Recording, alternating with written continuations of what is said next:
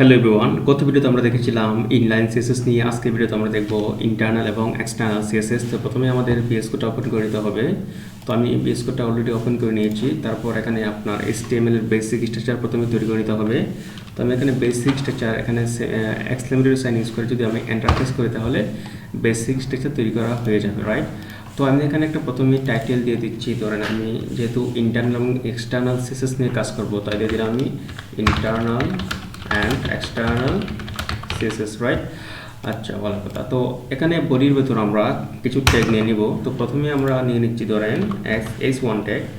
h1 ট্যাগের ভেতর আমি লিখতে পারি ধরেন welcome to learn web development. Okay, তো এটার পর আমরা একটা পি ট্যাগ নিয়ে নিই। তো পি ট্যাগের ভিতরে আমি ধরেন সামথিং এটা লিখে নিলাম। লেখার পর এটা যদি আমি রান করি তাহলে দেখেন কি হয়। তো দেখেন এটা পারফেক্টলি এখানে কাজ করতেছে। তো এটাকে যদি আমরা স্টাইল করতে চাই অর্থাৎ ডিজাইন করতে চাই ইন্টারনাল সিএসএস এর মাধ্যমে, তো কিভাবে ডিজাইন করতে হয় লক্ষ্য করেন। তো এখানে দেখতে পাচ্ছেন হেড ট্যাগ, এই হেড ট্যাগের ভিতরে কিন্তু এটা কাজ করতে হবে।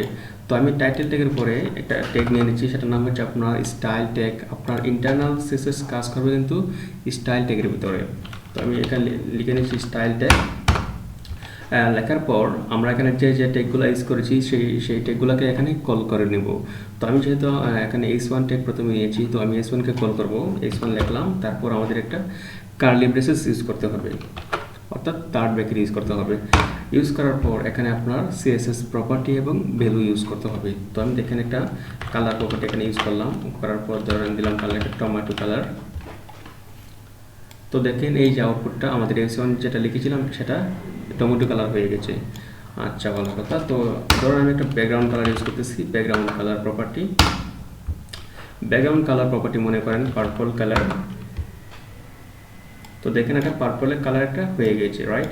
তো এটাই হচ্ছে আপনার ইন্টারনাল সিএসএস। আচ্ছা, এখন আমরা পি ট্যাগকে কল করব। তো পি ট্যাগে সেমলি কল করতে হবে। প্রথমে পি লিখতে হবে, তারপর এই যেখানে কার্লি ব্রেসেস ইউজ করতে হবে, তারপর এটাকে নিচে নিয়ে গিয়ে এখানে CSS প্রপার্টি এবং ভ্যালু ইউজ করতে হবে। তো আমি চাচ্ছি এটার ফন্ট সাইজটা একটু বড় করতে। ধরেন আমি ফন্ট সাইজটা আমি লিখে নিলাম ফন্ট সাইজ, তারপর দিলাম ধরেন 20 পিক্সেল। তো দেখেন এই যে ফন্ট সাইজগুলো কিন্তু 20 পিক্সেল বড় হয়ে আসছে। তো এটাকে আমি একটু কালার করে নিই। তো ধরেন কালার করে নিলাম, ধরেন আমি রেড করে নিলাম।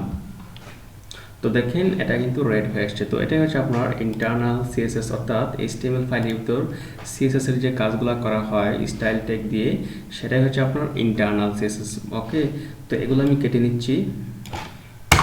এখন আমরা দেখব এক্সটার্নাল সিএসএস কিভাবে কাজ করে। তো এখানে আমাদের প্রথমে একটা ফাইল বানিয়ে নিতে হবে। আমি এখানে ক্লিক করে নিউ ফাইলে ক্লিক করে এখানে লিখলাম স্টাইল। যেহেতু আমরা CSS নিয়ে কাজ করব, তাই এখানে এক্সটেনশনটা হবে .css, রাইট? .css।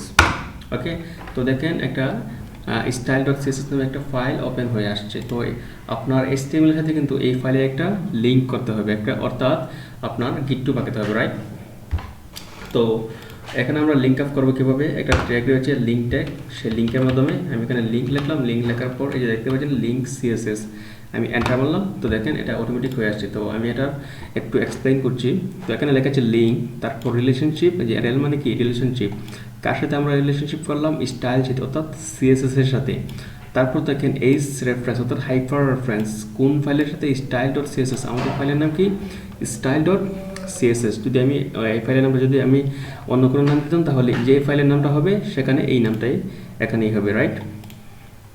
এখন দেখেন আমরা যদি এখানে style.css ফাইলের ভিতরে যে আমরা যে CSS যে প্রপার্টি এবং ভ্যালু ইউজ করবো সেটাই কিন্তু আপনার কাজ করবে।